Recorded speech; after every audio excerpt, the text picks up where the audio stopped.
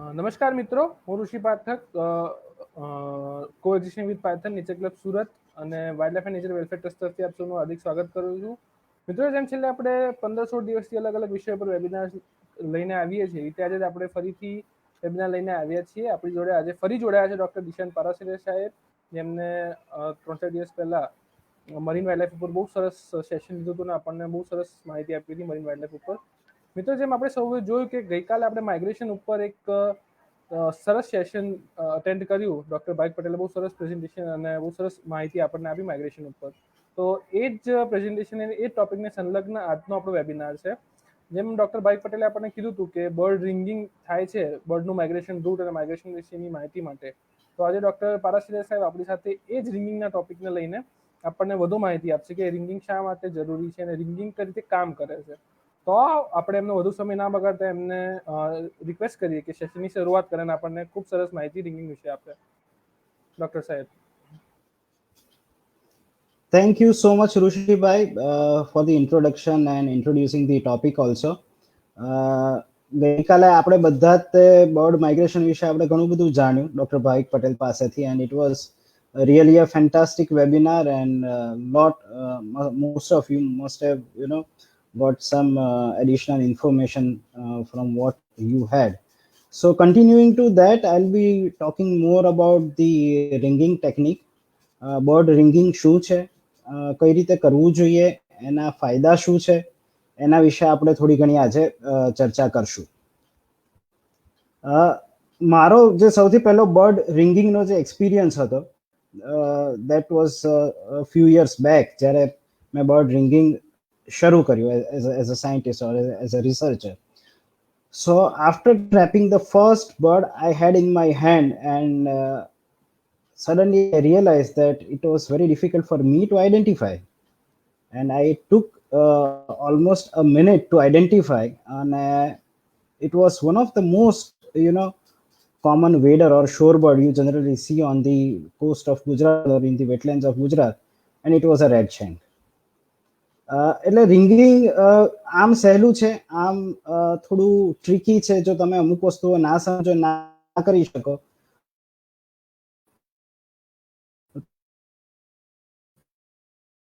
તો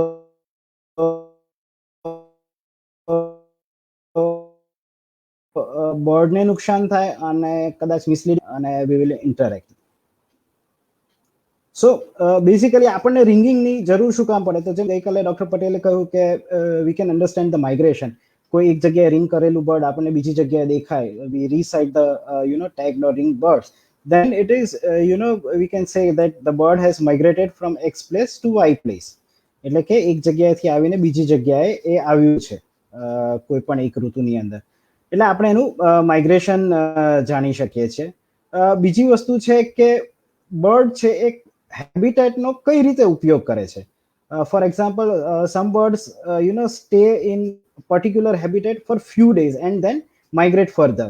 So they use that habitat as a stopover site, કે જ્યાં આગળ થોડો સમય રોકાણા, રિફ્યુઅલ કર્યું બોડીને અને પછી આગળ વધ્યા. whereas some birds stay at particular site for the whole season. એ આખી ઋતુ દરમિયાન કોઈ એક જ હેબિટેટમાં કે કોઈ એક જ વેટલેન્ડ ઉપર આખો શિયાળો પસાર કરતા હોય છે, કે આખી સિઝન પસાર કરતા હોય છે. તો એવી વેટલેન્ડ પણ આપણે જાણી શકીએ કે ઓકે, આ વેટલેન્ડ છે તો અમુક બર્ડ્સ છે એને એઝ અ પરમેનન્ટ વિન્ટરિંગ ગ્રાઉન્ડ તરીકે લે છે કે as a stop over site લે છે. પછી બીજું છે કે બર્ડની જે બ્રીડિંગ સાયકલ છે, કે અમુક કોઈ ચોક્કસ સમયગાળામાં એનો બ્રીડિંગ પીરિયડ શરૂ થાય અને તે migrate back to their breeding grounds. તો એ પણ આપણે જાણી શકીએ છીએ. અને with weather and climate, how birds change their priorities and preferences with reference to the habitat, એ પણ આપણે જાણી શકીએ. કે ઘણી વખત એવું થતું હોય છે કે recently it has happened that last to last year we had very poor rainfall, અને લગભગ બહુ બધા આપણા મોટા વેટલેન્ડ્સ હતા એ ડ્રાય હતા. સો in that case what birds preferred, એ થોડા એ જે પોપ્યુલેશન જે રેગ્યુલરલી કોઈ એક વેટલેન્ડમાં આવતી હતી એ આજુબાજુના કોઈ નાના વેટલેન્ડમાં કે શોરલાઇન ઉપર શિફ્ટ થઈ છે, એ પણ આપણે જાણી શકીએ છીએ. So basically bird ringing helps in answering some of these questions. Doctor સાહેબ, સોરી ટુ ઇન્ટરપ્ટ, હિન્દીમાં આપણે કન્વર્ટ કરો તો સારું છે. એક વ્યુઅરની રિક્વેસ્ટ છે. श्योर सो बर्ड रिंगिंग शुरू कब हुआ, कैसे हुआ? So it was basically started in 218 BC by Roman soldiers. They were tagging some birds, and later in 1560 falcons were tagged. But the scientific study जिसे बोलते हैं कि एक सिस्टमेटिक स्टडी जो रिसर्च पर्पस जैसा कोई स्टडी शुरू हुआ, तो वो 1899 में एक डेनिश स्कूल टीचर थे, उन्होंने यूरोपियन स्टार्लिंग्स के ऊपर उनको रिंग करने का एक प्रोग्राम शुरू किया था, और एज अ प्रोग्राम और as a large scale ringing जिसको बोलते हैं, that basically started in 1903 in Germany.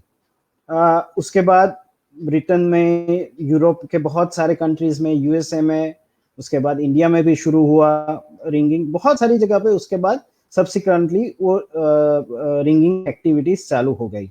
अगर यूरोपियन कंट्रीज में आप जाओगे then they call it bird ringing, लेकिन अगर आप अमेरिका में या मतलब यूएसए में जाते हो then people call it bird bending, but the meaning is the same.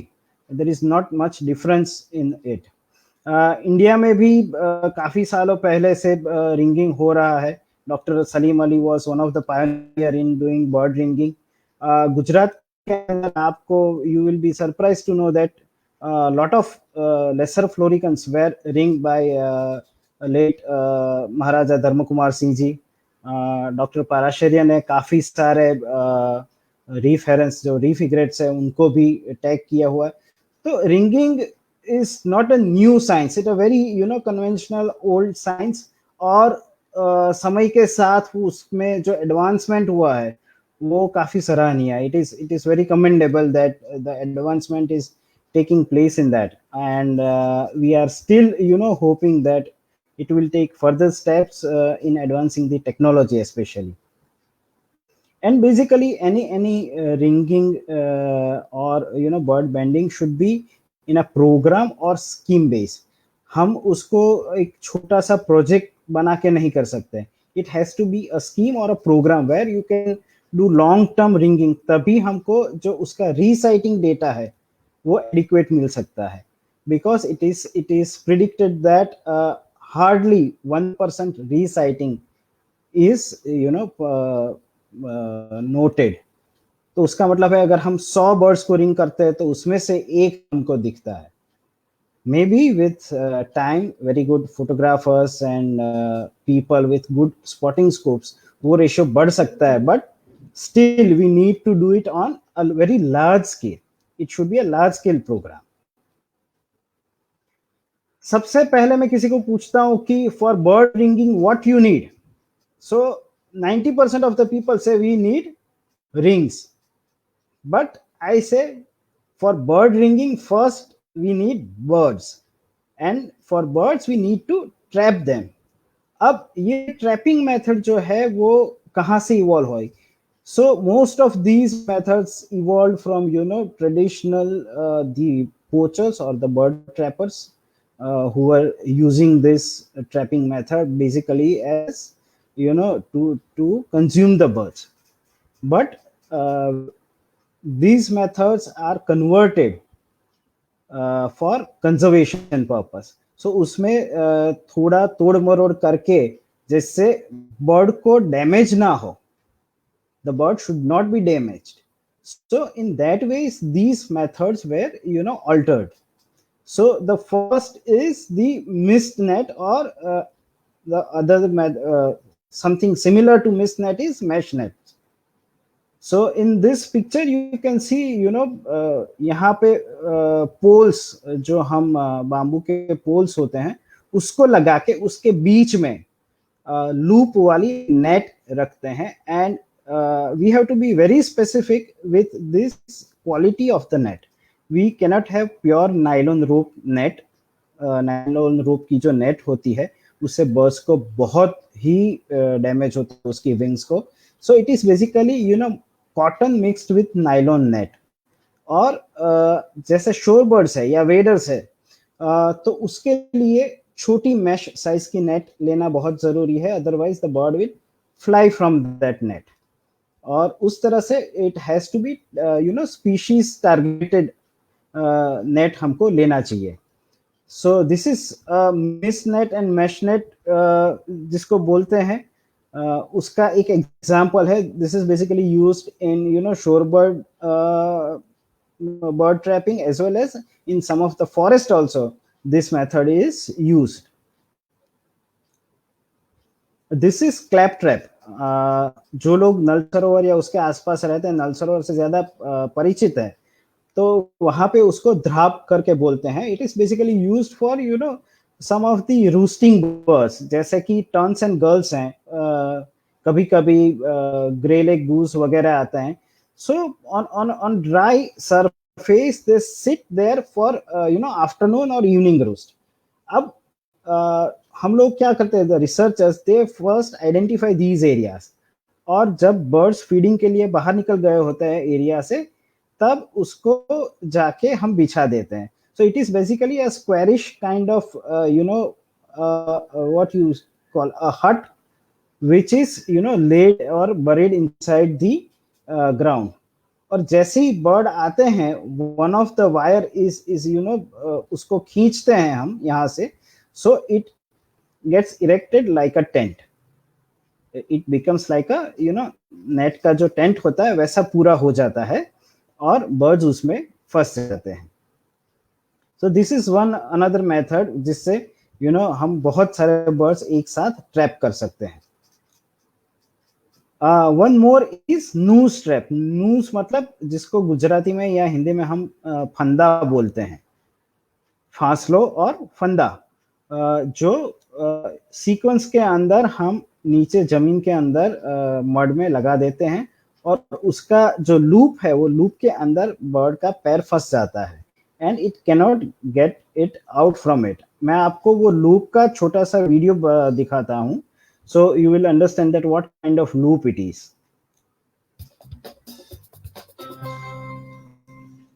How to tie a noose knot. Despite its ominous name, this knot was mostly used by hunters to snare birds and small game. You will need a single length of rope. Step 1.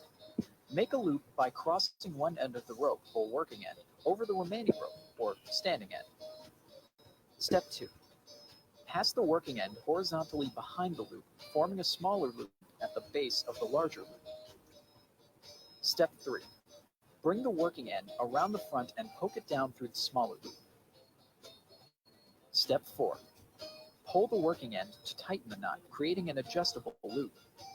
You're ready to snare. Did you know?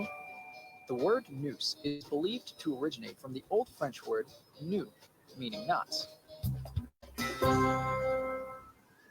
એટલે આવી રીતે so this way we prepare the noose, and we sequence it in the mud or the waterlogged area, जिससे हमको flamingos हैं, फिर ibis है, या स्पूनबिल्स हैं, वैसे बड़े बर्ड्स जो हैं साइज में, उसको ट्रैप करने में आसानी रहती है। And this noose is made in such a way that the leg is not harmed। नूस जैसे ही बर्ड पैर खींचता है तो थोड़ा टाइट होता है, और जैसे ही पैर वापस रखता है, ये नूस जो है वो लूज हो जाता है। अगर वो टाइट होता ही रहा तो हो सकता है कि उसके लेग को इंजरी पहुंचे, तो उसके लिए ये डबल नॉट का नूस बनाना पड़ता है। Another not very famous method is cannon netting, especially in India, because India में ये मेथड बैन किया हुआ है। इंडिया के अंदर हम कैनन नेटिंग नहीं कर सकते हैं। रीज़न ये है कि इसमें मॉर्टलिटी चांसेस थोड़े ज़्यादा हैं, and the main thing is इसके अंदर कैनन टाइप एक इंस्ट्रूमेंट होता है जिसके अंदर नेट डाल देते हैं।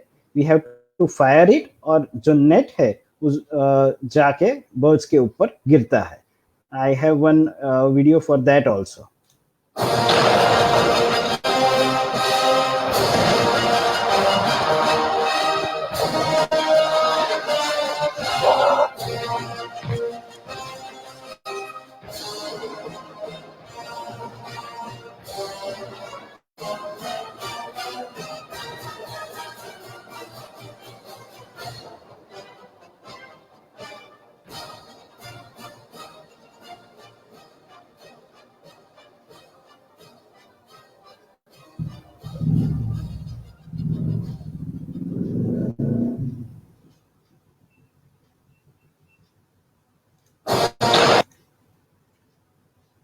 सो that is cannon netting. Cannon netting में प्रॉब्लम एक ही आता है उसके अंदर, that whenever it is fired तो वो बर्ड्स के ऊपर जाके गिरता है. So the voice as well as the falling of net can damage the bird.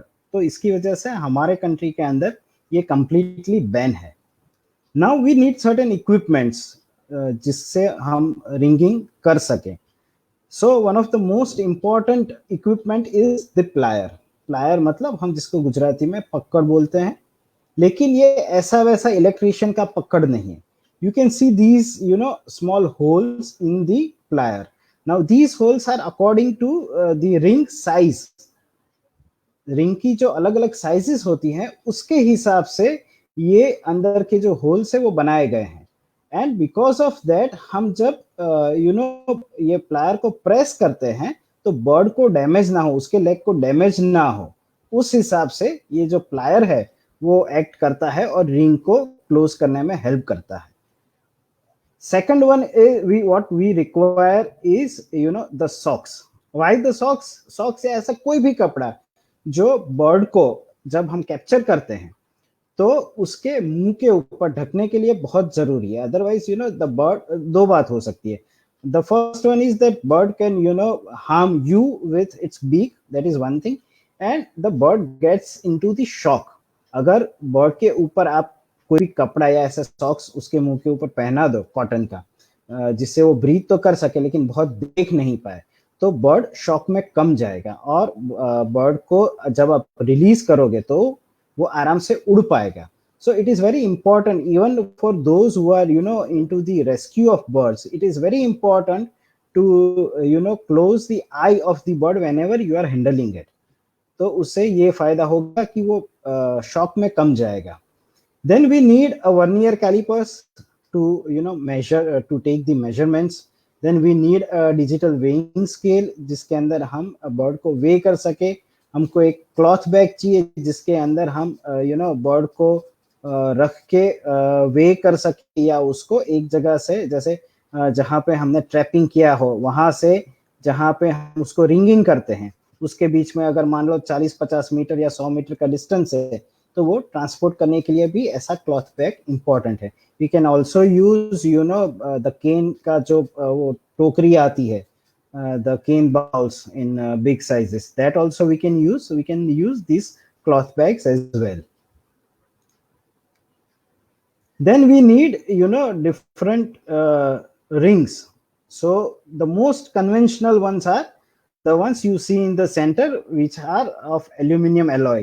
ये बनती है aluminum alloy की, and they are very light in weight and they come in several sizes. So vulture या pelican से लेके छोटे से छोटे fly catcher के लिए हर एक साइज का रिंग अलग अलग होता है. So according to the species ये सब रिंग्स उसको पहनाया जाता है. You can see all the different sizes of the rings over here. Now in many of the countries जो pigeons है उसकी रेस होती है, रेसिंग पिजन्स बोलते हैं. तो उसको आइडेंटिफाई करने के लिए इस तरह की कलर वाली रिंग्स भी मिलती हैं. There are very colourful rings also available for racing pigeons, and you may find some pigeon with such colorful rings also. Not necessarily they are ringed for research or migration studies, but they are ringed for this racing activity or racing sports also. उसके अलावा there are neck bands also, flags, wing tags also, and bands also, leg bands also, leg flags also, which we will see. So this is the most conventional, most traditional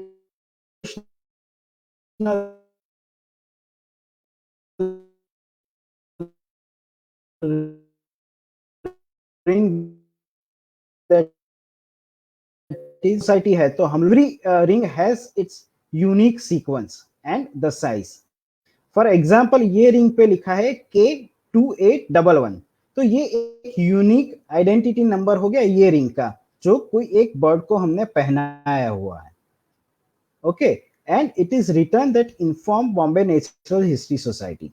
So wherever this bird goes और किसी को मिलता है तो he can refer to they can search on the web कि Bombay Natural History Society कहाँ पे है, and they send us the ring number and we share the details कि हमने कब कहाँ पे ये बर्ड को रिंग किया था and we generate the database कि ये बर्ड यहाँ पे रिंग हुआ था और किसको कहाँ पे मिला, you know, so where it was ringed and where it was sighted. So वो डेटा हम फिर डेटाबेस में मेंटेन करते हैं. So this is the most conventional ring type. ये पूरा ओपन आता है, उसको प्लायर की हेल्प से यहाँ पे लेग के अंदर लगाना होता है. रिंगिंग के भी अलग अलग प्रोटोकॉल्स हैं, जैसे कि इवन ईयर हो तो उसको राइट लेग में और ऑड ईयर हो तो उसको लेफ्ट लेग में लगाया जाता है. And mostly for the water birds it is above the जो उसका नी होता है बर्ड का, उसके above upper leg पे लगाया जाता है. And if it is a forest bird or a terrestrial bird, generally it is below the knee or the lower leg में उसको लगाया जाता है. For very simple reason that for shorebirds if it is, you know, wading in the water, जो अगर ring upper leg पे है तो it is easily visible, so that is one of the main reason why it is on the upper leg. Now for you know, larger birds and raptors especially, this is wing flag. Wing के ऊपर इस तरह का एक flag आता है जिसको लगाने में आता है.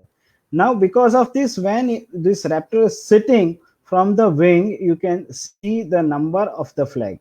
It is very easy to identify with binoculars, and so many raptors are tagged like this.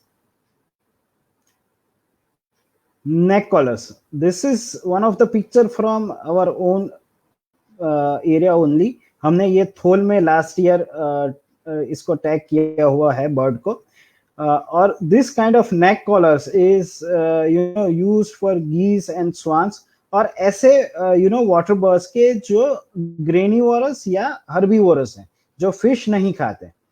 बहुत सारे लोगों की ये क्वेरीज आती है कि अगर ये नेक के अंदर ये ऐसा लगा दिया है तो इसको डैमेज नहीं होगा, इसको फिश खाने में प्रॉब्लम होगा, ये वो बहुत सारा क्वेरीज इसको रिलेटेड आता है.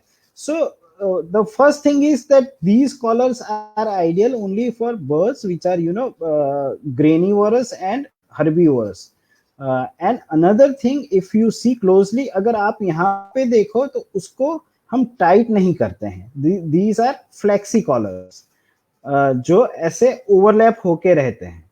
So whenever the bird eats something, या उसका नेक में अगर थोड़ा भी स्वेल आता है तो ये ऑटोमेटिकली एडजस्ट करता है. इफ यू रिकॉल, हमारे बचपन में हम लोग एक वो फीडो डिडो की स्केल जैसा आता था जिसको हम अपने हाथ के ऊपर लगाते थे, right? So this bands are like that only, these collars are like that only, so they are very much flexible बहुत होते हैं. So bird is not you know damaged, और उसको इतना प्रॉब्लम नहीं होता इसकी वजह से. Now for some of the larger water birds like flamingos, we also have उसके जैसा neck collar था, उसके similar ही leg bands भी आते हैं which are much larger in size and visible from quite far. And we also have leg bands, और उसको leg flags बोलते हैं, which looks like this.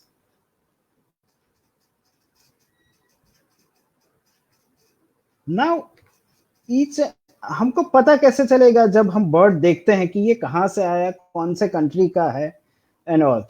तो उसके लिए हर एक बर्ड का एक प्रोटोकॉल डेवलप किया गया है जिसके मुताबिक every country has you know colour codes and कहाँ पे लगाना है और कैसे लगाना है. So in the East Asian Australian flyway का एक प्रोटोकॉल है, उसके हिसाब से these kind of color flags अगर आप लगाते हो तो आपको यू नो 2 बैंड्स का ये पूरा प्रोटोकॉल है, in which in the upper and lower there are 2 different color marks. So अगर मान लीजिए कि आपका upper जो बैंड है that is white, lower is also white, then it is that code is given to India. तो अगर आप कोई बर्ड देखते हो जिसमें 2 ऐसे कलर फ्लैग है और दोनों व्हाइट कलर के हैं तो प्रोबेबली वो इंडिया में ही कहीं पे टैग किया गया है. And another the you know sub type of this protocol has कि उसमें से एक के अंदर कोई एक नंबर दिया गया होगा, जो हम आगे देखेंगे एग्जांपल उसका.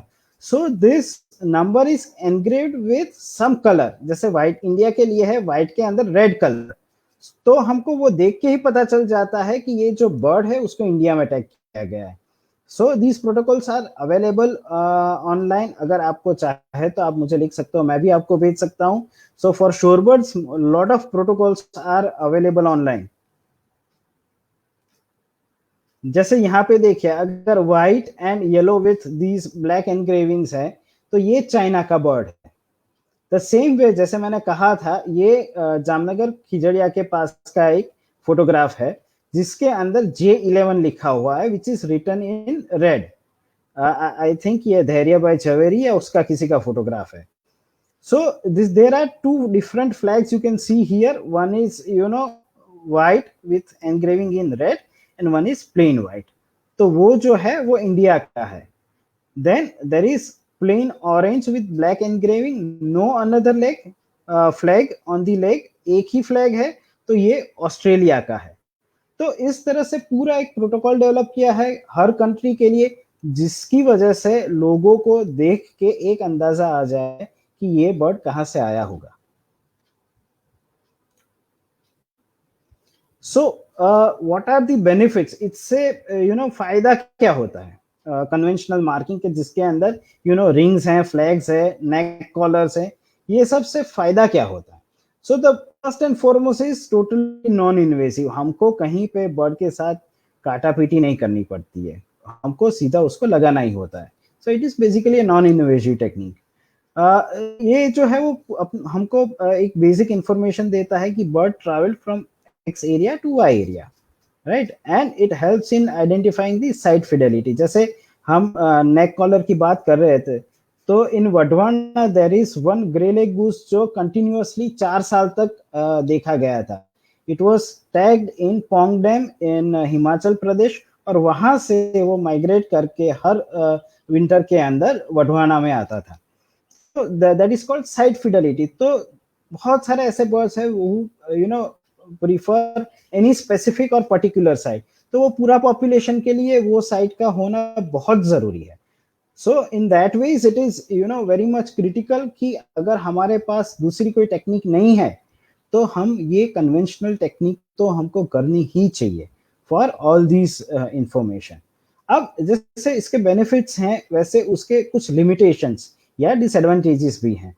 तो वी नीड गुड कैमरा और गुड स्पॉटिंग स्कोप, जिससे हम उसको दूर से देख सके, आइडेंटिफाई कर सके, एंड इफ पॉसिबल उसका जो, अगर रिंग का तो नंबर बहुत मुश्किल है, बट इवन इफ पॉसिबल हम अगर उसका रिंग कहाँ पे लगा है वो, या लेग बैंड है या लेग फ्लैग है, तो उसका नंबर हम देख सके, that is also very much important.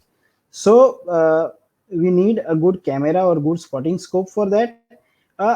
और इसमें सबसे बड़ा लिमिटेशन जो है वो, it does not provide any information on the route the bird took. मतलब between X and Y, what bird did, we don't know. So we know the information, we know about the X habitat, we know about the Y habitat, what bird did in X habitat and what bird did in Y habitat. लेकिन उसके बीच का जो पूरा gap है वो gap रह जाता है. And that is the biggest limitation of this technique. And एक बार बर्ड आपकी साइट में से निकल गया, अगर आपके सामने से चला गया, then where it went and what it did, वो हमको बिल्कुल नहीं पता चलता. So these are the benefits and limitations of conventional markings. तो उसको ओवरकम हमने कैसे किया? So we went further advance in the technology. So what are other kind of tags which involves different types of technology? So one is nanotag, Motus nanotag. अब ये जो tag है वो बहुत ही छोटा आता है, और उसको बैक के ऊपर, बर्ड के बैक के ऊपर फेदर्स पे स्टिक करना होता है. But the problem with this tag is that whenever the bird molts मतलब अपने फेदर शेड करके नए फेदर्स आते हैं उसके साथ वो निकल जाता है. The another the technology used was the PTTs or the satellite tags. So उसमें क्या होता था, ये टैग्स बहुत सारे दूसरे एनिमल्स के लिए भी यूज होते हैं, सी टर्टल्स के लिए और बाकी बहुत सारे मरीन एनिमल्स के लिए भी यूज होते हैं. In these kind of tags they transmit the signal to the satellite. ये जो सैटेलाइट है वो आर्गस करके एक उसका रिसीविंग स्टेशन होता है, वहां पे ट्रांसफर करते हैं. And from these Argos station, it goes to the data processing और पूरा उसका मैप बन के आता है. So you have to buy the space on the satellite, उसका सर्वर की स्पेस बाय करनी पड़ती है, and it's a long and lengthy procedure. One very beautiful and unique thing is geolocators. अब ये जो जियोलोकेटर्स हैं, they are very long lasting और they work on the photo receptivity, मतलब लाइट के सेंसिटिविटी के ऊपर ये वर्क करते हैं. तो दे हैव फोटो सेंसर्स जिसके ऊपर डे लाइट का पूरा डेटा कैप्चर होता है, मतलब सनराइज से लेके सनसेट. और ये जो डेटा है it is aligned with a digital clock. Digital clock के साथ उसको ये किया होता है, मर्ज किया हुआ होता है. So basically we can know from which time to which time the daylight was there, and based on it converts the daylight timing to the lat long. ये पूरा एक सॉफ्टवेयर तैयार किया गया होता है जिसकी वजह से, जैसे इंडिया में है, अभी मैं अहमदाबाद में हूं, so the sunrise is at 5:45 and sunset is 7:45. तो वो दोनों चीज को जो हमारी ग्रीनविच मीन टाइम है उसके हिसाब से उसको कंप्यूटराइज किया गया होता है, उसको अलाइन किया गया होता है. तो मुझे पता चलता है कि okay this bird went to Ahmedabad. या अगर ये बर्ड मान लो कि दुबई में है तो दुबई में उसका टाइमिंग्स अलग हो जाएगा. तो उस हिसाब से जियोलोकेटर्स में टाइम के हिसाब से हमको डेटा मिलता है. And one of the latest technology is the GSM tags with solar powers. पहले ये होता था कि जो भी ऐसे PTTs वगैरह होते थे वो बैटरी ऑपरेटेड होते थे, and batteries had a limited life, और उसको they were quite heavy also because batteries were heavy. तो 10 से 15 ग्राम का एक ट्रांसमीटर हो जाता था, which was quite heavy for birds like lesser sand plovers and stint के लिए तो मान लो कि नामुमकिन ही हो जाता है, बिकॉज उसका खुद का वेट 35-40 ग्राम से भी कम है. And if you put a transmitter of 10 grams inside it, then it is very difficult. Now what happened with solar panels, the weight of the batteries has reduced a lot. और अब 2 ग्राम 2.5 ग्राम के these GSM operated solar tags भी मिलते हैं. Now, what is GSM tags? Basically, these tags work on the mobile towers. Mobile tower network का ये use करते हैं. तो जहां जहां पे भी, अब तो ग्लोबलाइजेशन में इट इज इम्पॉसिबल टू से कि मेरा नेटवर्क नहीं आता, because we have connectivity almost everywhere. And for India it is like every look and corner you can find connectivity.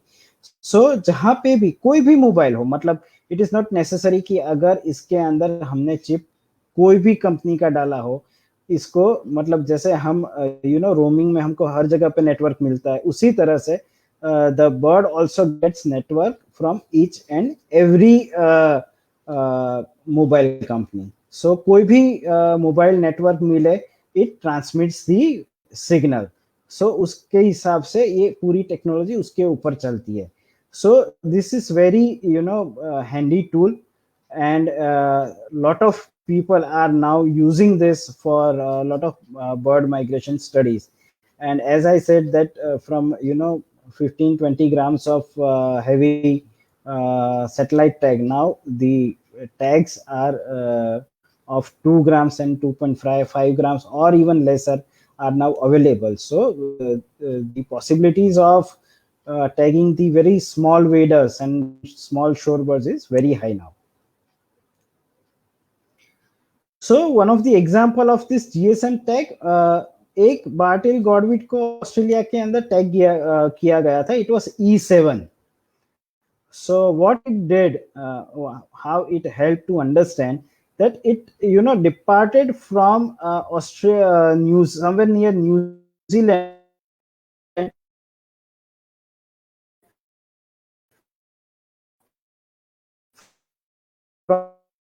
from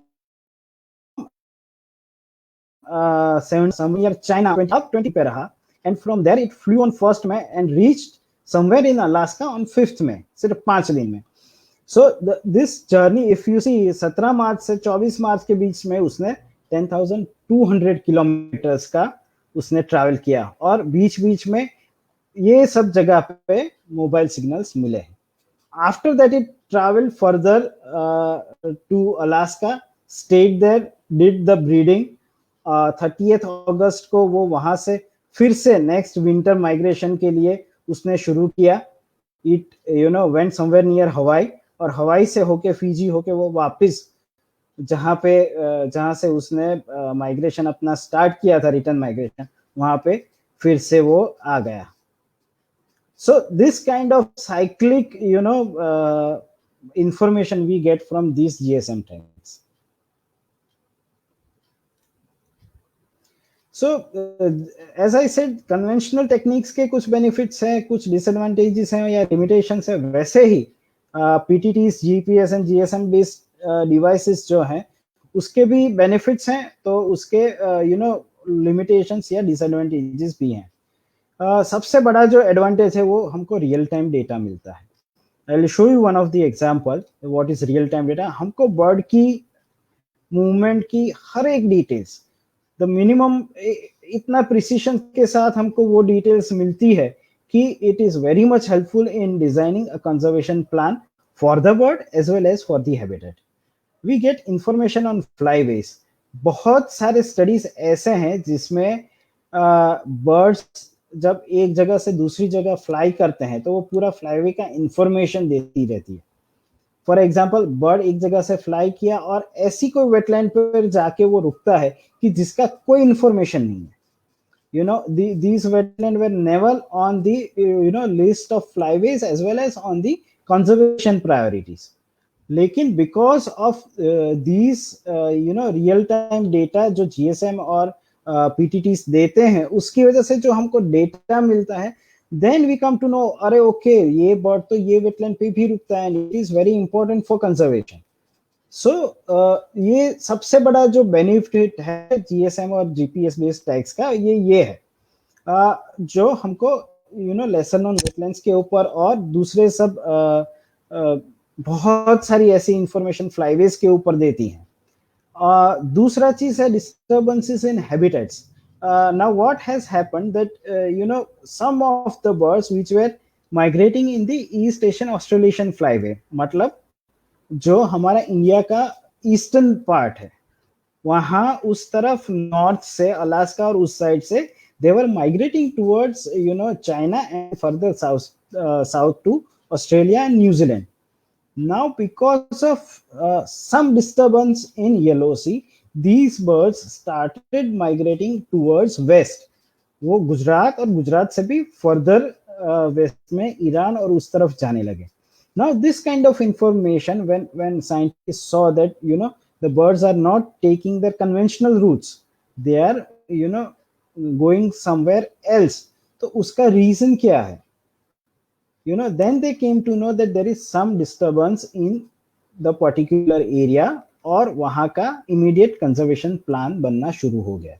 So these are very important and critical information that you get from these PTTs or GSM based tags. So it is very important to have them. लेकिन उसके disadvantage भी हैं. So basically they are very very expensive.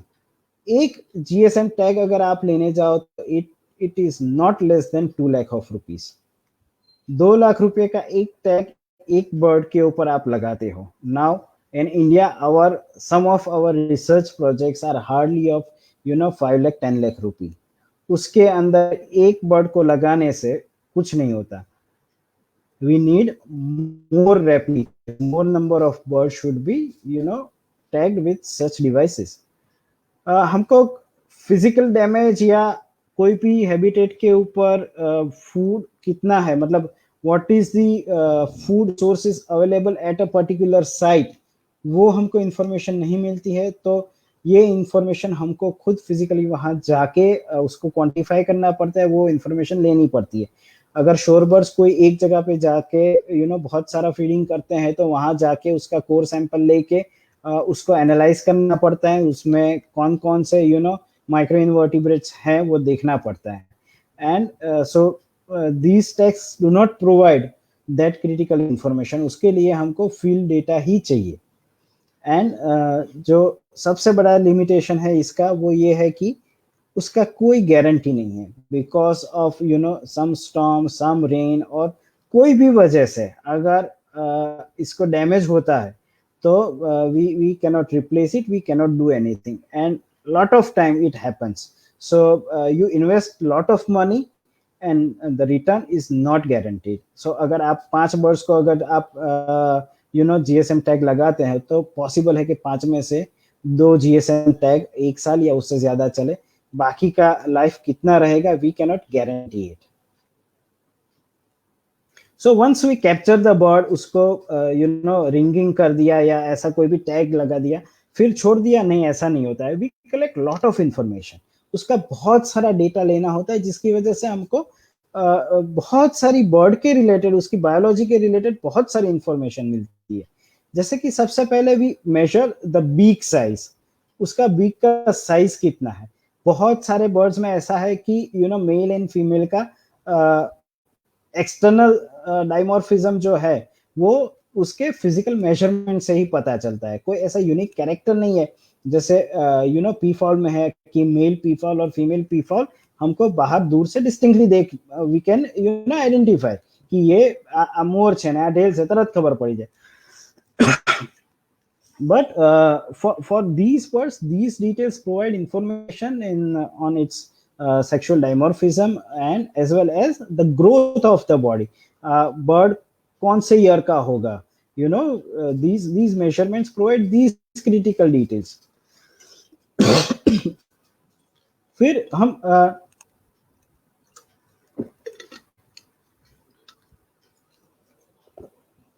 Wing major करते हैं। Wing का जो measurement है वो उसका जो एल्बो है, from the elbow to the longest जो प्राइमरी फेदर होता है, that is the wing measurement.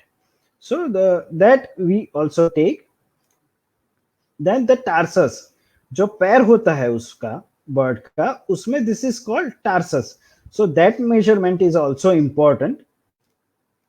And we also notice the molt score. Now molt is something very important और वो बहुत सारा एक्सपीरियंस होने के बाद ही पता चलता है।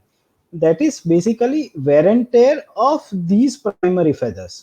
जब भी बर्ड कोई माइग्रेट करके आता है या माइग्रेशन करके वापस जाता है, there will be lot of wear and tear in these feathers. तो ये feathers में कितना wear and tear है, कौन से नए फेदर से, वो सब एनालाइज करना पड़ता है और वो बहुत सारे बर्ड्स को हाथ में हैंडल करके ही पता चलता है।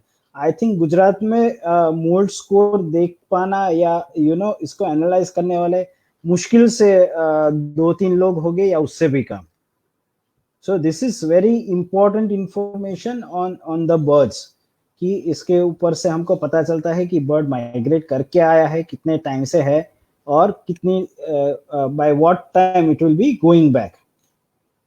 Another very important part is the brood patch. Now this brood patch is something which is जहाँ पे feathers नहीं होते, बर्ड का जो belly का part है उसमें थोड़ा नीचे की तरफ ये brood patch बनता है। Now why this brood patch is developed?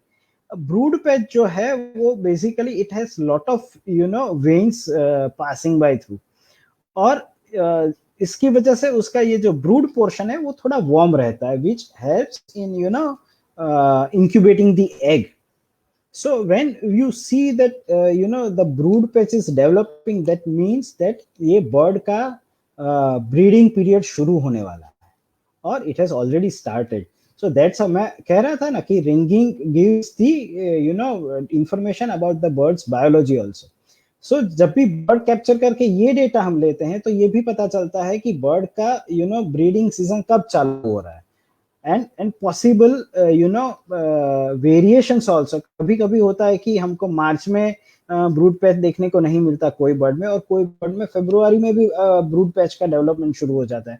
तो अकॉर्डिंग टू डिफरेंट स्पीशीज, हर एक स्पीशीज का वो एरिया के अंदर ब्रीडिंग सीजन कब चालू होता है, and whether it has any impact with the weather और नॉट, वो भी हमको पता चलता है. So now this was about bird ringing, उसका डेटा कैसे कलेक्ट करते हैं, and now we move towards some of the important resightings. मतलब हमको बर्ड कहीं पे टैग हुआ था और गुजरात में या गुजरात के आसपास कहीं से हमको इसका इंफॉर्मेशन मिला. तो one of the very important resighting was greylag goose from Vadla. Vadla के अंदर 2 साल पहले ये ग्रे लेग गूस देखने को मिला था. लास्ट ईयर यही बर्ड हमको वडवाना में देखने को मिला. Now this bird was tag somewhere in the border of Russia. तो वो वहां से लेके यहाँ तक फ्लाई करके आता है. So this is about 3,500 kilometers, and it came twice subsequently to Gujarat. So it shows that the importance of the wetlands of Gujarat for the grey leg goose. Then this was the demoiselle crane, which was resighted in 2018 at Wadla, again in Wadla. और ये करीबन 1-1.5 महीना रही. Now I'm part of this migratory crane group, and I got the information. ये almost 1-1.5 महीना रही, and it was tagged as a juvenile. Now one very important thing which I learned from this project, that बहुत सारे questions मुझे पहले होते थे कि अगर बर्ड को रिंग करते हैं और वो ग्रो होता है तो वो रिंग उसको एकदम फिट हो जाएगा, उसको लगेगा, ऐसा नहीं होगा. But from this project I learned that lot of birds as a juvenile or till sub-adult phase, उसका जो लेग होता है वो थिक होता है, and as the bird grows it becomes thinner. तो ये एक लर्निंग था मेरे लिए from this particular resighting. तो ये जो बर्ड है वो as a juvenile, when it was hardly 1.5 month old, that time this bird was tagged with a solar powered GSM tag, and it came to Wadla from Russia and Kazakhstan border. So it was tagged by one of the very esteemed ornithological institute, Max Planck Ornithological Institute. उन लोगों ने इसको ये tag किया हुआ है. And now the bird is almost more than उसका जो as a juvenile phase था वो कब का चला गया. And this is the picture of the same bird during when it was resighted. So within a very short span, that is 6 months, it grew in a sub-adult phase. And if you see here, it was as a baby, it was tagged, उसको tagging किया था यहाँ पे कहीं पे, and it gave a signal till यहाँ पे उसने when it started its migration, उसने एक यहाँ पे signal दिया. Then it flew the Pakistan, Afghanistan, Pakistan, and it entered India from the desert, Thar desert. और फिर वहां से होके नॉर्थन सुईगाम और वो रास्ते से होके वो नल सरोवर के पास वडला में आया. उसके बाद जो मैं कहता हूं कि it gives real time data. So this is the everyday उसका जो सिग्नल था वो पूरा 1 महीने का जो सिग्नलिंग था वो ऐसा था. इट केम फर्स्ट ध्रांगध्रा होके somewhere down south to Surendranagar, वो थोड़े दिन रहा. Then it flew back to Vadla और उसके आसपास it went up to Dholka और खेड़ा के बीच में वो गया. Then it went somewhere above down south to Ahmedabad. उसके बाद वो बहुत नीचे somewhere in gulf of Khambhat के आसपास भी कहीं उसने ट्रैवल किया. तो ये पूरा डेटा हमको हैबिटेट यूटिलाइजेशन एक डेमोइसल क्रेन कैसे करता है पूरे दिन में वो मिलता है. बहुत सारे ऐसे हैं इसमें डेटा जो हमको पता था कि अभी एज ऑफ नाउ बर्ड कौन से फार्म के अंदर या कौन से वेटलैंड के आसपास है. So these kind of information is very crucial when we are planning some conservation activity for birds as well as the area. तो हमको ये पता चला कि नल सरोवर के अलावा वडला is also very important site for demoiselle cranes. Now second year when ये जो bird है वो आके वहां पे नहीं गया, लेकिन it came towards, यहाँ पे नहीं दिख रहा है वो, but it went to Dwarka and down south to Dwarka, between Dwarka and Porbandar. So second year it traveled to that particular area and didn't come to the Wadla.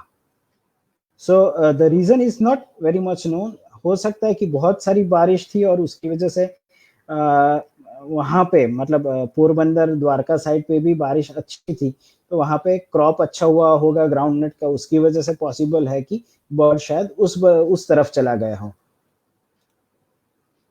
Recently in Jamnagar, great knot was reported. यशोदन भाई ने इसको report किया था, उसका पूरा brochure भी उन्होंने जो अभी CMS कॉप हुआ गांधीनगर के अंदर, उसके अंदर उन्होंने पब्लिश किया था. Now this bird was thought to be migrating from in the East Asian Australasian flyway, मतलब इंडिया के ईस्टर्न पार्ट में वो फ्लाई करके ऑस्ट्रेलिया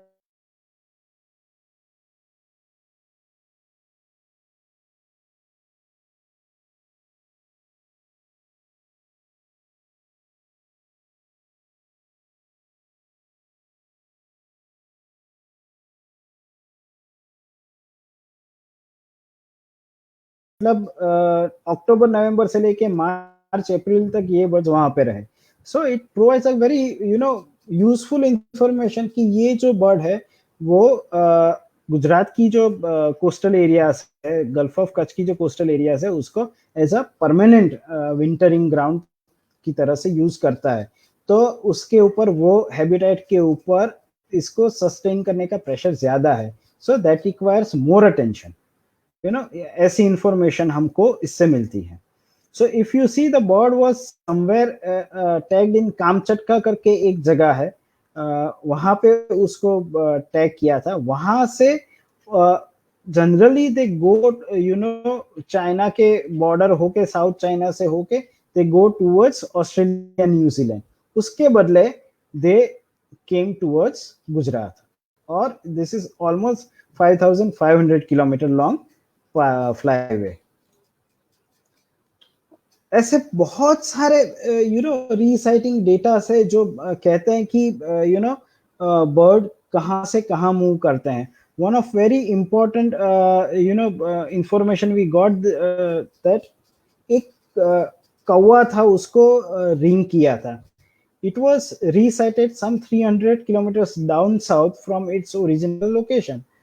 तो ऐसी बहुत सारी इंफॉर्मेशन हमको बर्ड्स के रिंगिंग के ऊपर से मिलती है. This was one of the 1977 में ईरान में कोई फ्लेमिंगो को रिंग किया था. वो लास्ट ईयर जब हमारा बर्ड रिंगिंग का प्रोग्राम खिजड़िया के अंदर चालू था, we found that bird.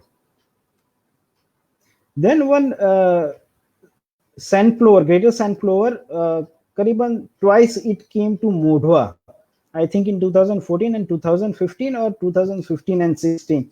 So this bird was ringed somewhere in Africa, in Kenya. तो केनिया से वो ग्रेटर सैंड प्लोवर है वो गुजरात में माइग्रेट करता है. I think in Kenya it was मीडा या ऐसा कोई जगह है वो. Then one osprey ringed in 1985 in Norway. So from Norway it was resighted in Jamnagar. So from July to November it traveled the distance of 6,200 kilometers to come to Gujarat. One Palas gull which was ringed in 1981 in the Caspian Sea, and it was sighted in Gujarat, somewhere near Porbandar. This particular boundary you are seeing is of the Central Asian Flyway. So Central Asian Flyway और उसके आसपास के जो भी रीसाइटिंग datas हैं गुजरात के, वो मैं आपको अभी दिखा रहा हूँ. So one lesser crested tern was ringed in 2014 in Iran. It was sighted in Khijaria when we started our ringing program in 2017. We recovered that. और बहुत सारी टाइम ऐसा होता है कि there are two different terms, resighting and recovery. So resighting is जो आप bird को दूर से देखते हो, एंड रिकवरी मीन्स कि एक रिंग किया हुआ बर्ड आप रिंगिंग प्रोग्राम के लिए जाते हो, तब आपकी नेट में या आपके ट्रैप में फिर से फंसता है. So in that situation what we do generally, we keep the original ring जिसने किसी ने भी रिंग किया हो, और अगर दूसरा लेग उसका खाली है तो उसमें हम रिंग डालते हैं. बहुत सारी इंस्टीट्यूट ऐसा भी करती हैं कि ओरिजिनल जो रिंग है उसको निकाल लेती है. They inform the particular organisation कि आपको the bird which you have tagged on so and so, the bird which you have tagged with so and so ring number, we have removed that ring and we have replaced it with our own ring with so and so number, and they communicate it to the host institute. So दोनों protocol है, but better is that what you do you at least inform the host institute. So दूसरा एक जो था rough 1977 में खिजड़िया में ring किया था, वो 1985 में, मतलब 5 और 3 8 साल के बाद रशिया के अंदर मिला था. So this also gives an insight on the longevity of the birds in world. कि मान लो कि कोई एक बर्ड अप्रोक्सीमेटली 2 साल का था और आपने रिंग किया, and the resighting happened after almost 15 years. तो 15 plus 2 17 years का उसका वाइल्ड में लाइफ स्पान तो है ही. तो that also is a very useful information. So these are some more recoveries की जो गुजरात में हमने रिंग किया था और कहीं और हमको मिला. जैसे एक गोल्डन ओरियल भावनगर में रिंग किया था, वो वेस्टर्न तजाकिस्तान में मिला है. तो ऐसी बहुत सारी रिंगिंग रिकवरीज की I would not say stories, but it is very interesting data on ringing recoveries and resightings. So एक कास्पियन सी के अंदर नॉर्दर्न पिलटेल को रिंग किया हुआ था, उसका रीसाइटिंग है वो ध्रांगध्रा में हुआ था, समवेयर नियर नल सरोवर. एक ग्रेट व्हाइट पेलिकन का किसी ने कल पूछा था, तो वो कजाकिस्तान में एक रिंग हुआ था जिसका रिसाइटिंग अम्ब्रेली में और भुज में हुआ था. सो बहुत सारा ऐसा डेटा है. BNHS has published one bird migration atlas जो BNHS में अवेलेबल है अभी, which talks about all these India's ringing recoveries and resighting data. कहाँ पे क्या जो इंडिया में रिंग किया हो और बाहर, मतलब इंडिया के बाहर रीसाइटिंग हुआ हो, एज वेल एज ऐसी स्पीशीज जो बाहर रिंग की हो और इंडिया के अंदर रीसाइट हुई हो. ऐसा पूरा एक डेटाबेस BNHS ने एज अ बुक पब्लिश किया है, which is bird migration atlas, which is available at BNHS store. Maybe after lockdown, those who want to pursue a copy, they can inquire there. एक बहुत critical मुद्दा आता है that whether any mortalities are there related to birds, या फिर there are some concerns. जैसे metal rings है तो they are very sharp, they might hurt the bird, ऐसा बहुत सारे लोग मानते हैं. So the thing is that yes, if the proper protocols are not followed, तो प्रॉब्लम हो सकता है. बट उसके अलावा बहुत सारी चीज है जो हमको ध्यान में रखनी चाहिए. The first thing is whenever someone sees a tagged bird, especially with GSM GPS tag लगा होता है, तो कॉमन जो पर्सन है उसके दिमाग में यही आता है कि ये कोई जासूस है, आसपास के कोई कंट्री ने इसको यहाँ पे जासूसी करने के लिए भेजा है. Recently in Bihar it had happened that एक ऐसा ईगल था जो may be because of dehydration या some problem it got landed somewhere in the city area, और लोगों को लगा ये जासूस है. And unfortunately even police and everybody thought that this is something fishy, और उन लोगों ने वो टैग निकाल दिया. So now these kind of things should not happen. तो इसके लिए awareness is is very important for common people also. मैं ये नहीं कहता कि सबको उन कॉमन लोगों को भी आप रिंगिंग सिखाओ, बट रिंगिंग क्या है, ऐसे बर्ड्स आते हैं अगर मिलते हैं तो इसको इन्फॉर्म करना चाहिए. ऐसी एटलीस्ट अवेयरनेस कॉमन लोगों में भी, जो लोग बर्ड्स के बारे में नहीं जानना चाहते, उनमें भी, जो बर्डर्स नहीं है उन लोगों को भी ये इंफॉर्मेशन मिलनी चाहिए. दूसरा जो है, जो प्रोफेशनल रिंगर्स हैं उसके लिए जो क्रिटिकल थिंग्स हैं जो उनको बहुत ध्यान में रखनी चाहिए, वो है proper netting and net material. अभी बहुत सारी नेट्स बाजार में मिलती हैं as a mist net, but it is of pure nylon, और वो जब भी आप लगाओगे तो बर्ड को डेफिनेटली डैमेज होगा. सो प्लीज डोंट जो प्रोफेशनल रिंगर्स हैं उनको कि please don't use such kind of nets. Nylon mixed with cotton is the thread which will not harm the birds, as well as जो species है, आपकी targeted species है, shore birds है या small birds of forest है, उसके हिसाब से आप उसका जो नेट का mesh size है वो उस हिसाब से आपको लेना चाहिए. Collection and keeping time, we have observed that hardly maximum to maximum half an hour to 40 minutes you should keep the bird by them. मतलब उतने टाइम में आपको उसको नेट से निकाल के रिंगिंग करके मेजरमेंट्स लेके छोड़ देना चाहिए. Anything beyond that much time may lead to shock और cardiac failure in the birds. So don't keep birds for a long time. उसको हो सके उतना जल्दी उसको रिलीज कर देना चाहिए. अगर कोई वजह से आप का थोड़ा भी लेट हो जाता है तो we have to ensure that bird is safe in whatever condition we are keeping. सब birds को एक साथ stack करके एक कंटेनर में नहीं रखना चाहिए. All these are very much important information or the points which any ringer should take care of. Otherwise there are chances of mortalities. और ऐसा नहीं है कि रिंगिंग में mortalities नहीं होती है, होती भी है. there is globally एक एक्सेप्टेड वैल्यू भी है उसका कि इतना मोर्टेलिटी तक आप रिंगिंग को कैरी ऑन कर सकते हो. If there is mortality beyond such limit, I am not very much sure about that limit, but beyond that limit you should not continue the ringing and you should revise your protocols of ringing. So कभी कभी ऐसे problems आते हैं ringing के अंदर.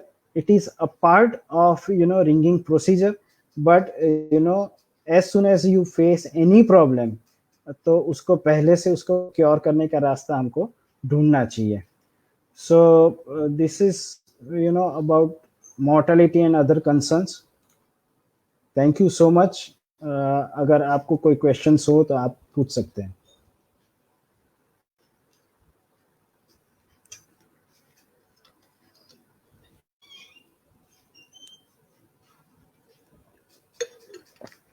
Rushi, over to you for question answer.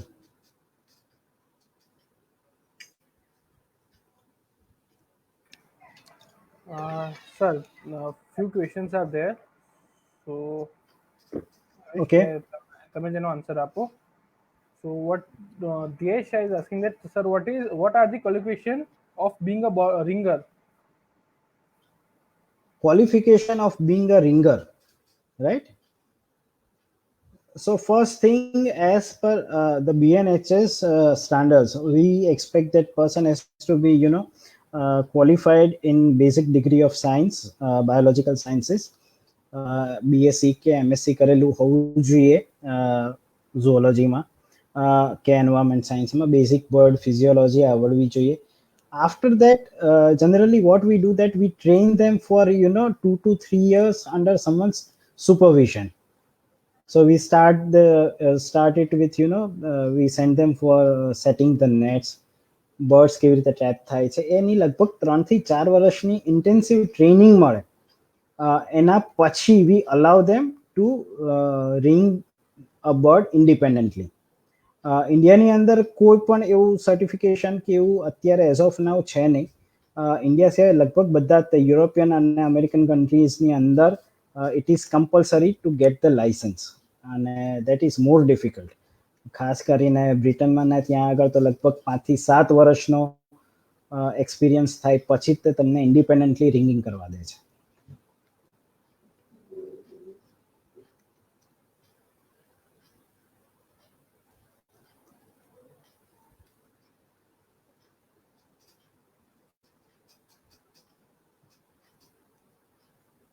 Any other question? Yes, sir. Hitesh Amrita says that if I want to do ringing GPS tagging for research purpose, then what is the process of taking permission and all? Please explain in detail. Yeah, so firstly, you have to, take permission from the state forest department that you want to work on so and so species. Once you get that permission, then you have to apply to the state government only. But that permission will come from MOEFCC for tagging the GPS GSM tag. Now, the problem in India is that right now, GPS GSM tag permission is available only with government institutes. So Wildlife Institute of India can do it very easily, and they are doing it also. Recently, they have done fantastic work on Amur falcons, as well as in Gujarat also they did some tagging on flamingos and cranes. But as an NGO or as an independent researcher, it is very difficult to get the permission, especially for GSM GPS tags as well as bird ringing, uh, because it is a science which deals with handling the birds, and that's why the government is concerned also. Okay, anybody or everybody should not do it. Only qualified people should do it. So there are agencies like BNHS, WII who are doing ringing. So it is always better to channelize your work through these institutes. That is my personal opinion. You can, if you have a very good rapport with the state government, and you can convince them, you can do it independently also. But the procedure will be the same. You have to go to the state forest department, take the permission for the species that you want to tag. Then again you have to apply for GPS GSM tags. Once that permission you get from Ministry of Telecommunication, you have to apply for the bandwidth. And once you receive that bandwidth, then you can activate the GSM tag and you can tag the species that you want to tag.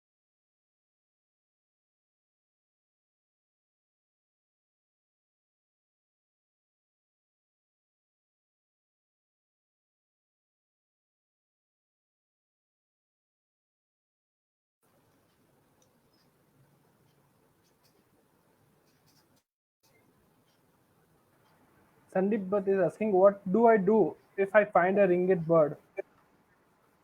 Yeah. If you're based in Gujarat, then you can send the details to me or Dr. Bhaik Patel. We both are working in BNHS as a scientist. In addition to that, you can directly send it to BNHS also.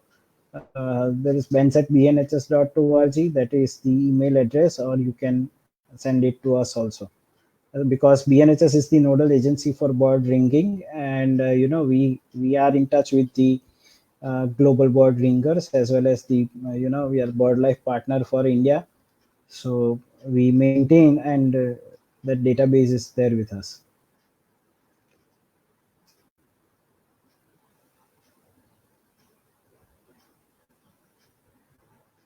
Yes, as I said, Dr. Manan, that previously there were lot many populations or birds which were following the East Asian Australasian flyway path. So that is on the eastern side of India, but there is some major severe changes taking place in the Yellow Sea and South China, which is not allowing birds to go beyond that, and that's why they are taking the route which is not conventional for some of the species like great knots and red knots, which are coming towards western India and going further. So there are a lot of changes happening, especially when we are talking about shorebirds.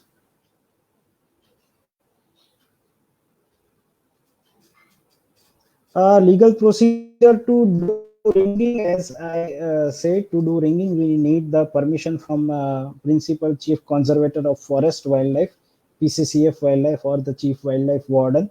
Once we get that permission, then we can procure rings either from BNHS, or we can make our own rings with unique sequence number, and then we can do ringing. So permission from State Forest Department is must as of now. That is the procedure.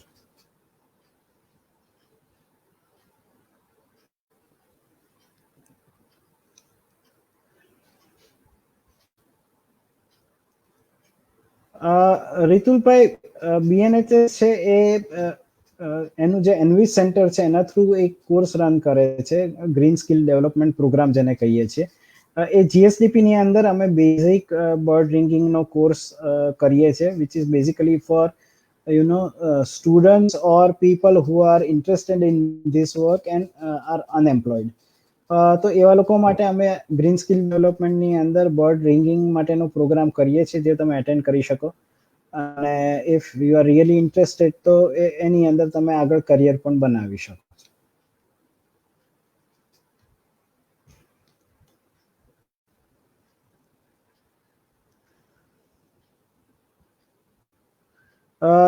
Aditya C, as I said के बहुत सारे ऐसे BNHS के programmes होते हैं. एक GSDP के अंदर हम बर्ड रिंगिंग का ऑलरेडी कोर्स कर रहे हैं. In addition to that we are also running basic ornithology course, जिसके अंदर भी हम ये टॉपिक कवर करते हैं. So through that you can learn bird ringing, and in future you can do it.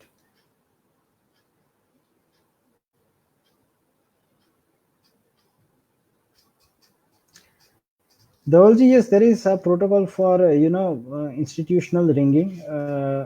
As of now, the government has identified BNHS as nodal agency. Previously it was only BNHS, but now it is BNHS with WIA and SECON also. Some of the institutes like IISc Bangalore and all, they are doing small studies for very species specific or the targeted population studies, and they have their own protocols of the projects for ringing.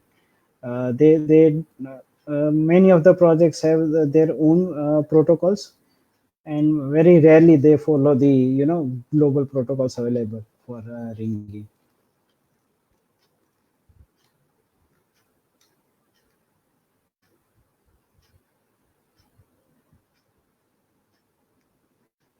Yes, Dr. Patel, that what happens that whenever you keep a bird in your possession for a bit longer time for ringing, the bird suddenly because of the you trapped the bird, you are ringing it, you are handling it, it will go into shock. And when you release the bird, so at that particular time it is possible that because of the shock, the predators may approach it very fast, and the bird will escape. It will not be able to escape, and it falls to the prey of some predator. And that's why a lot of ringing is done in the dusk or dawn, when these shorebirds or birds are active, but the raptors, which are the predators, are not very active. Raptors उस time पे active नहीं होते हैं, early morning या late evening या night को, सिर्फ रात को कुछ आउल्स एक्टिव होते हैं. So during this time ringing करना अच्छा है, तो जो बर्ड है उसको प्रॉब्लम कम होगा. And because of ringing, there are some observation which says that there were some ill effect, or but that percentage is very less than 1%.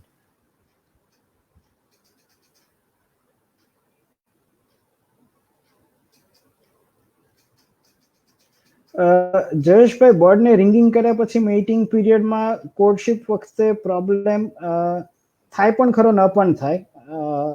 અત્યાર સુધી ખાસ કરીને જે પ્રોબ્લેમ થાય છે ઘણી વખત, એ જે PTTs અથવા તો GSM ટેક્સ જે બેક ઉપર લગાવવામાં આવે છે, એના કારણે માઉન્ટિંગમાં પ્રોબ્લેમ થતો એક બે જગ્યાએ નોટિસ થયો છે. એ સિવાય જે આપણે રિંગિંગ કરીએ છીએ રિંગની અંદર એટલો બધો પ્રોબ્લેમ નથી થયો. જે પ્રોબ્લેમ થાય છે ઘણી વખત એ આખા ગ્રુપમાં એક્સેપ્ટન્સનો, અને એ સ્પીસીસ ટુ સ્પીસીસ બહુ જ જુદું છે. મારું પર્સનલ ઓબ્ઝર્વેશન જે છે અમે ક્રેપ્લોવર સ્ટેક કરતા હતા, રિંગિંગ કરતા હતા, તો ક્રેપ્લોવરની અંદર કોઈ જ પ્રોબ્લેમ નહોતો આવતો. એક બર્ડને રિંગ કરીને રિલીઝ કર્યું તો એ બીજા ફ્લોક સાથે બહુ જ ઇઝીલી મિક્સ થઈ જતું હતું. પણ એની જ સામે અમુક ટેરેક સેન્ડપાઈપર હતા તો એ ઇઝીલી મિક્સ નહોતા થઈ શકતા ફ્લોકની સાથે. તો that also depends on species, કે દરેક સ્પીસીસ અને ઇન્ડિવિજ્યુઅલ કઈ રીતે એને રિસ્પોન્ડ કરે છે. પણ અત્યાર સુધી બહુ ઓછા એવા બનાવ છે કે જેની અંદર કોર્ટશીપમાં કોઈ પ્રોબ્લેમ થયો હોય. અને જે ડિવાઇસીસ લગાવવામાં આવે છે, રિંગ હોય કે નેક કોલર હોય કે પછી સેટેલાઇટ ટેગ હોય, આ બધાની અંદર એ એવી જગ્યાએ લગાવવામાં આવે છે જેનાથી એને કોર્ટશીપમાં કે બીજા કોઈ ડે ટુ ડે લાઈફસ્ટાઈલમાં એને બહુ પ્રોબ્લેમ ના થાય.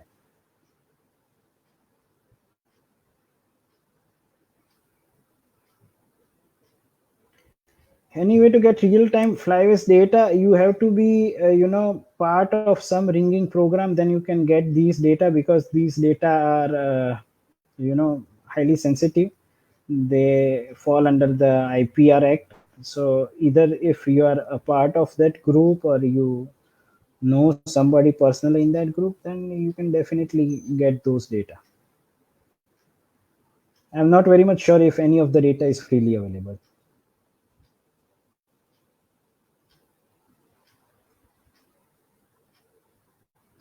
Harindra, resighting rate of ring bird is very less. As per my understanding, it is 1 to 2%. So if you ring 100 birds, you can see hardly 1 or 2 birds. So that's why I said that it should be a program or a scheme. We cannot do it, a small project. The only thing, or where resighting chances are more, is when you tag large birds and you know that these birds are roaming in this particular area only.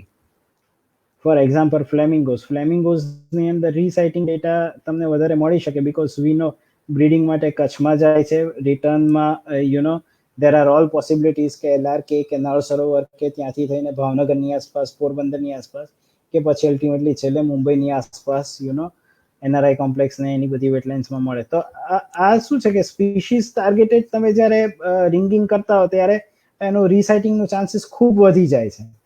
બીજું છે કે area specific. For example, we are getting very good resighting data from Jamnagar, કારણ કે જામનગરની અંદર ખૂબ બધા સારા photographers છે, બર્ડર્સ છે, જે લોકો રેગ્યુલરલી સાઇટ વિઝિટ કરે છે. પણ બીજી બધી જગ્યાએથી આવો ડેટા મળવો મુશ્કેલ છે, કારણ કે લોકો એટલું બધું જતા જ નથી.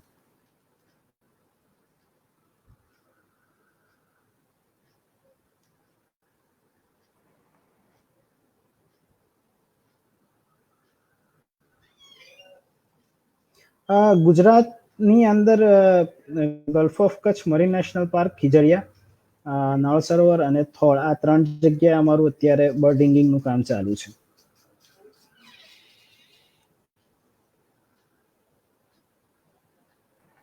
આપણે 1-2 મિનિટ વેટ કરીએ બીજા ક્વેશ્ચન્સની. કોઈ ક્વેશ્ચન્સ ના હોય તો પછી આપણે એન્ડ અપ કરીએ. ચોક્કસ.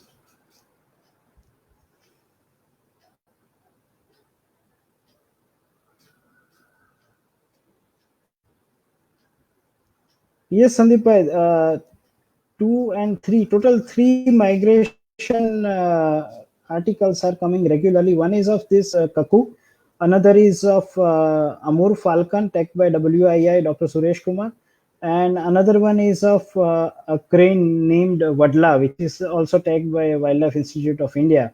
And they are providing excellent, fantastic day-to-day update of the bird. And that's how it is very fascinating, very important. And also I would say that it is also important to analyze the changes taking place in these migrations. So these 3 projects are really commendable, amazing work people are doing in India also.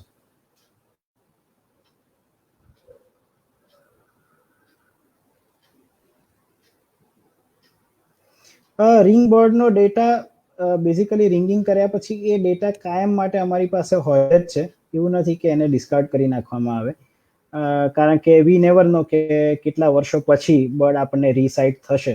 એટલે જે institute ringing કરતી હોય છે એમના પાસે ખાસો જૂનો data હોય છે.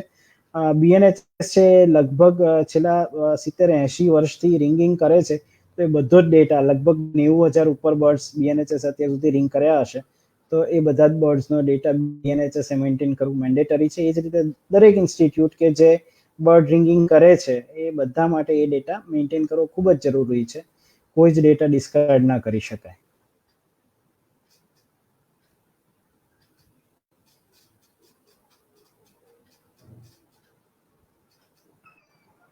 આઈ થિંક હવે કોઈ ક્વેશ્ચન નથી. તમે કોઈ તમારું એક્સપિરિયન્સ કે કશું શેર કરવા માંગતા હો તો કરી શકો છો.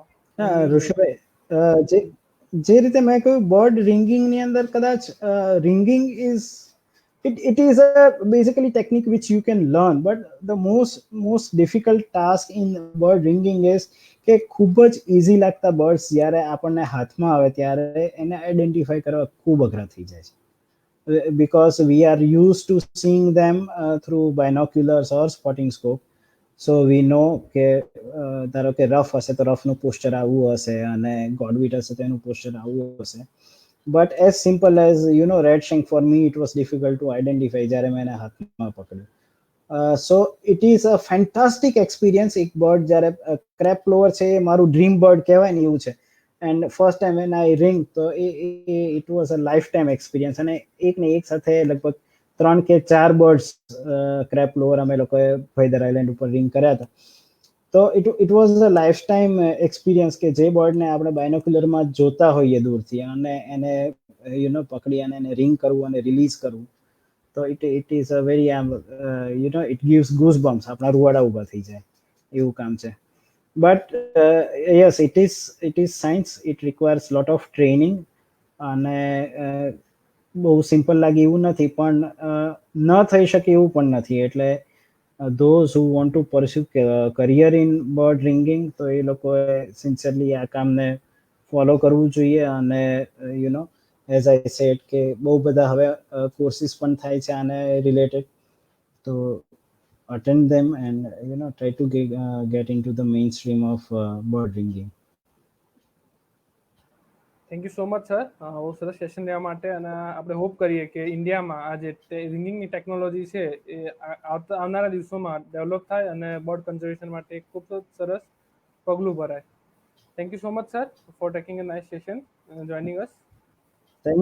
Thank you so much, Rushi. I thank all the organizations, અને ફરીથી સરસ કોઓર્ડિનેટ કરી આપવા બદલ ઋષિભાઈનો ખૂબ ખૂબ આભાર. થેન્ક યુ સો મચ ઋષિ.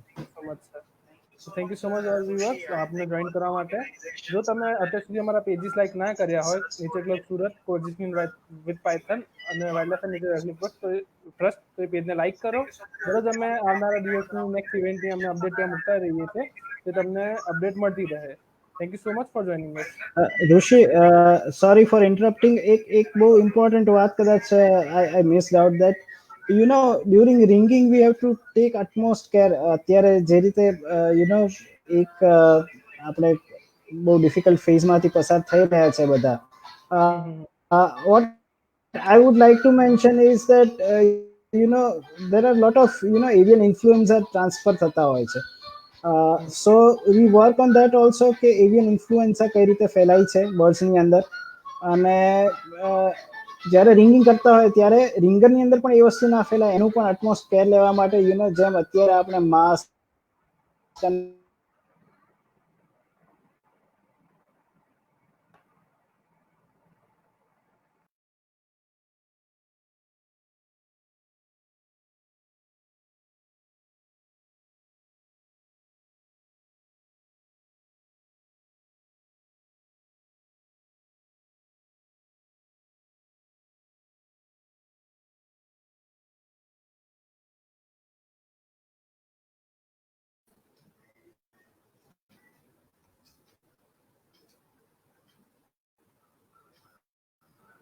તમારો વોઇસ બ્રેક થઈ ગયો તો ફરી રિપીટ કરશો સર તમે જે કીધું એ? Yeah, so what I was saying that અત્યારે આપણે બધા એક ડિફિકલ્ટ ટાસ્કમાંથી પસાર થઈ રહ્યા છે. So that reminded me one thing that birds are sometimes also carrier of influenza, avian influenza.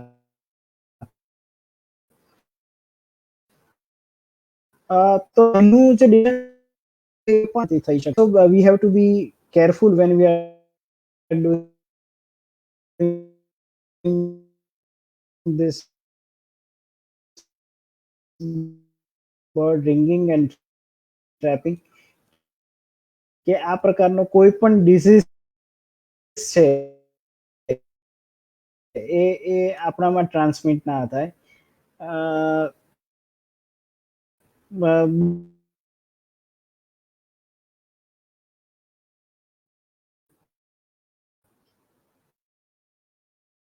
Hello, am I audible?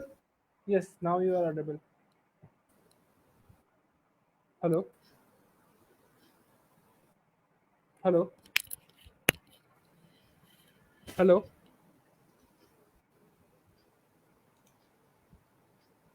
Hello. Vishan sir.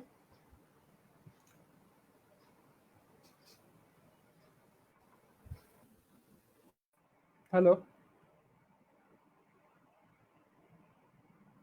I think network issue છે દિશાંત સરનો ત્યાં. સો દિશાંત સરનો કહેવાનો મોટિવ એ જ હતો કે જ્યારે કોઈ બી બર્ડ રિંગિંગ કરતા હોઈએ છીએ ત્યારે એ લોકો એ વાતનું ખૂબ જ ધ્યાન રાખે છે કે કોઈ ડિસીઝ બર્ડમાંથી ટ્રાન્સમિટ થઈને હ્યુમન્સમાં ના ફેલાય.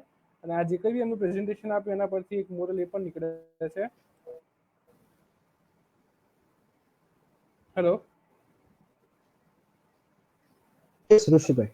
હા, સો તમારો વોઇસ કટ થાય છે.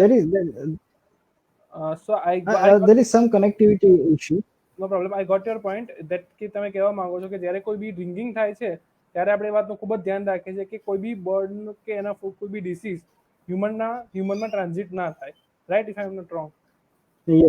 Yes. That is totally correct what you have said.